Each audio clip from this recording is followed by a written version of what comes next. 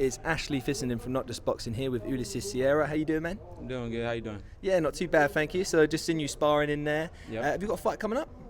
No, I just fought in Russia about 3 weeks ago, and then I fought in Mexico before that about 6 weeks ago. So I just had 2 fights. I'm kind of just like getting back into the gym and knocking off the cobwebs, I guess. Man, you guys are active. Yeah. People I'm chatting to here, they've got fights announced, like 2 fights in a row already. Mm-hmm. Is that the norm out here?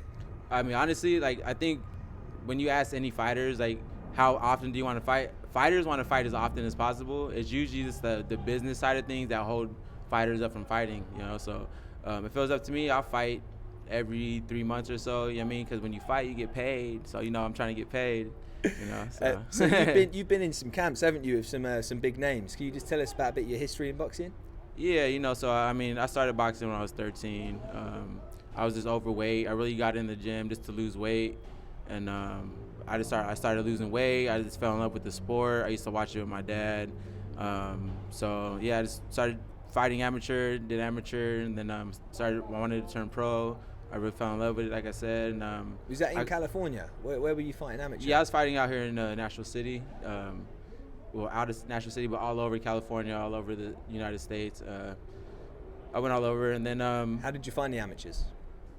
The amateurs, there was a little youth program in the neighborhood called Community Youth Athletic Center, and it was more like a program to keep kids off the street.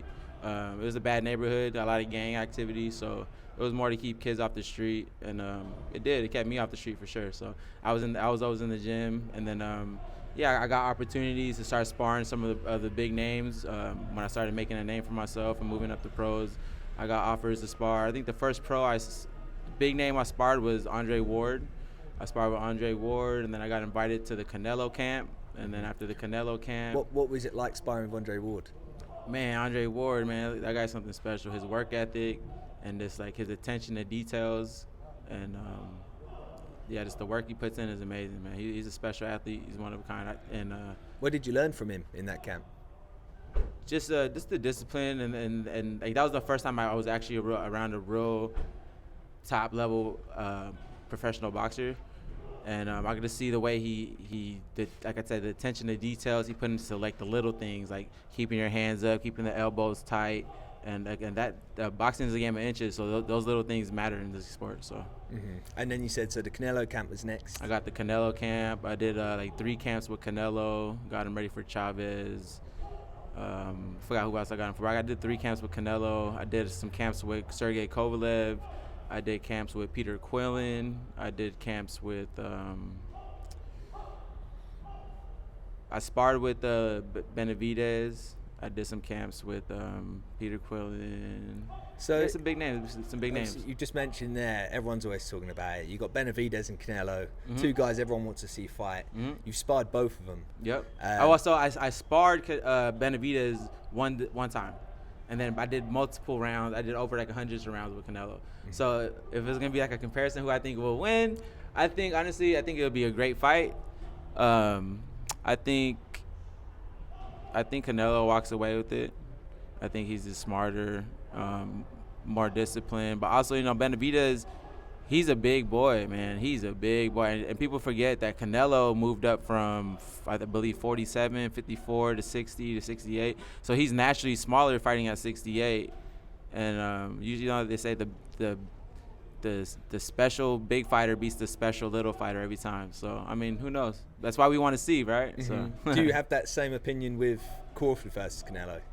Yeah, I have the same opinion. I believe, you know, this is boxing. Everyone gets it wrong. Everyone likes to get it right. But, man, it could go either way, honestly. I think Canelo is too big, but I believe Crawford can, if he could put on enough weight, and I think he could outbox Canelo. He could outpoint him, you know what I mean? Just like Mayweather did. He stayed on the outside, hit him, didn't get hit, just moved around, make him miss all night. But that's a different Canelo than it is now. So we'll see. But that's why we pay to see, and that's why we watch, and that's why we're fans of the sport, because it's entertaining, and we just don't know what's gonna happen. So we gotta watch.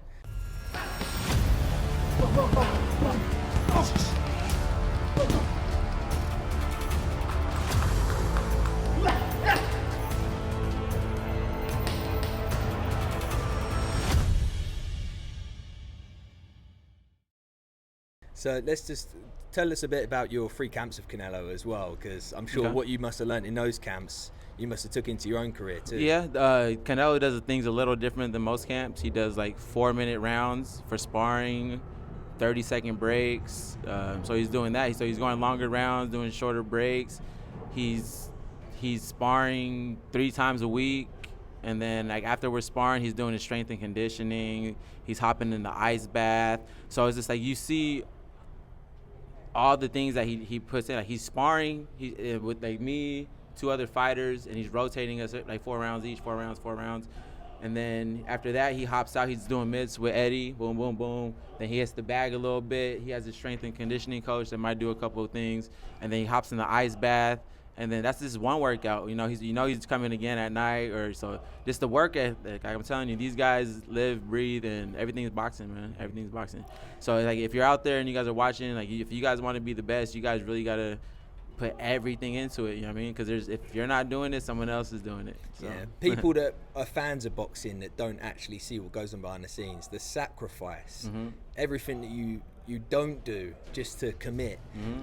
It's special, and obviously for you to be around Andre Ward, Canelo, Benavidez, all these guys, you in your career now, what's your plans? What do you want to do? What's your goals? So I mean, my goal is I just want to fight. I want to stay busy. I want to stay active. I captured a belt at 68. I was never a 68 pounder, so I hit a wall at 168. I fought one of the top 10 guys, and I took a loss.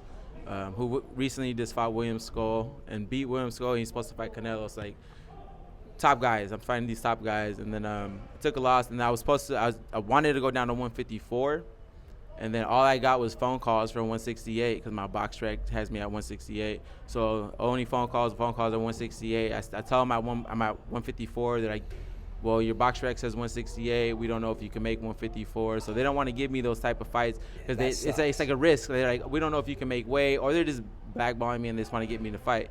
But how much you weighing at the moment? Right now I'm like 170, 168. You know what I mean? So I'm 168 right now. So yeah. So I mean, I got offers. I got big money offers for fights at 68, and I took them. But now I'm at 54. I'm campaigning at 54. So I want to do the same thing I did at 68. I want to win some belts. And, man, I just want to fight the best, really.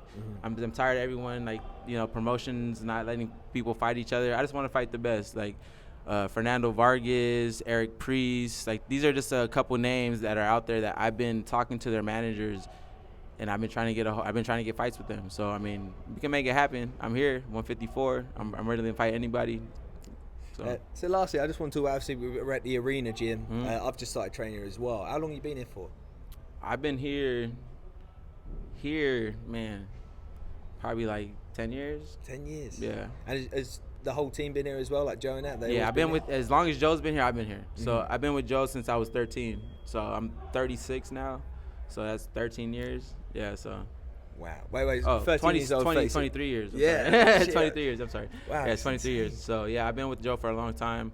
Yeah, we had some ups and downs, and I'm just ready to rock and roll. I'm still here. I'm so active. I'm so ready to fight. I still feel young. I'm ready. I'm ready. What's the relationship like with Joe now? Is it like a father-son sort of relationship now where you're so close? Yeah, it's so close. It's like I see him every day. He sees me every day. So, it's, yeah, father-son type shit, so. No, I rate that. I really do. And from what I understand as well, he's got a great pedigree in coaching too. He's a great coach. He'll teach people how to sit down on their punches, put it that way. And that's what people want to watch. Yeah, people want to learn how to sit on their punches. There's a lot of like people transitioning from the amateurs to the pros. They come here because it's different with an amateur. The scoring system is more like touching, pity-patty. You just got to hit them and score. And the pros, you got to sit down. You trying to knock motherfuckers out. So he'll make sure you get mean and make sure you sit on those punches for sure. Well, you just had that in there with that amateur, good kid, but yeah, you could see the difference in the difference. Yeah, I sit down a little bit more, and he's making the transition, so he's coming in here to get some more work with us, just trying to learn the different styles and trying to adjust to it. So brilliant. Well, thank you for your time, man. Yeah, no worries. Thank you. Yeah, I'll catch you soon. Yep.